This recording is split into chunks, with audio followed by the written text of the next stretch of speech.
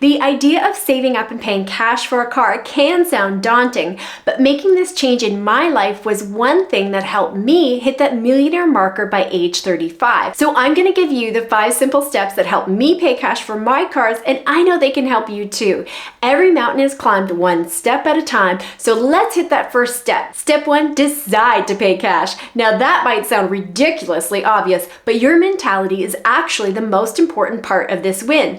My first car was financed, and then I learned about opportunity cost. So from then on, I decided I needed to pay for my cash in cars. I'm sure you've heard that every successful Olympian envisions themselves on the podium accepting the medal. This is because it boosts confidence and sets an expectation that you will succeed.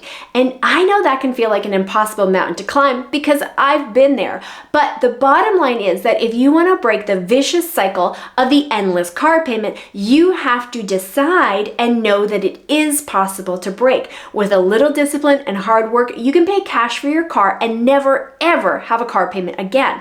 This will also be empowering and strategic for you in your wealth building journey because it's a lot easier to save for retirement, pay off your house, or for your kids' college when you don't have a car payment. Step 2 is set a budget. Figure out how much you'll need for a new car. You can do this by browsing online listings to give you an idea of how much money you'll need to save up. Personally, I like to have around 2 or 3 ideal cars in mind so that I can have some flexibility based on price and availability. Or if I happen to be set on a make and model at that point in my life, I'll choose a year and mileage range for some flexibility. And then I'll hit the number somewhere in the middle. So for example, if based on my research, the ideal car would cost somewhere between $14,000 and $16,000, I'll set a savings goal of $15,000 and then I'll make a plan. That's step 3, make a plan. So let's say you've got 3 years before your car is going to need to be replaced. So if you needed $15,000 in those 3 years and you know your current car will be worth around $5,000 at that point, that means you'll need to save an extra $10,000. So now we need to break down that goal into more manageable pieces. That works out to $3,333 per year, $277 per month, $64 per week, or $9 per day. When you break it down like that, it seems much more manageable. Most people spend more than that in a drive-through every day, so be encouraged. Yes, you can pay cash for your car if you choose to. Let that also be empowering to you because those tiny little $9 choices we make every day actually add up to real money and can be life-changing for you as well. And remember, the more time you give yourself to save up for the car, the less panic or pressure you'll feel when you need to shop for that car.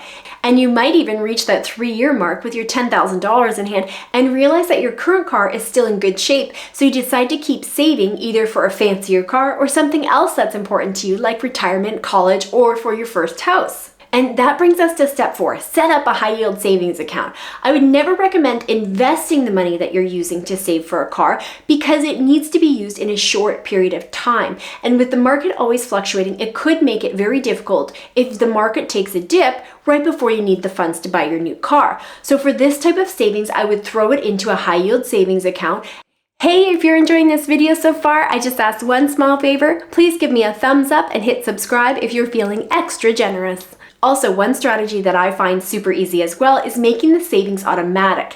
You can do this through your online banking or ask your bank to set it up to transfer over the $64 per week or whatever that number is for you. If it's automatic, you will always do it and chances are you won't miss the money anyway, since it's just a small amount at the time instead of moving like $500 or $1,000 over it later. And keep in mind that this account can be a permanent account for you because even after you buy the car, you'll want to start saving up for things like oil changes or maintenance, or even your next car.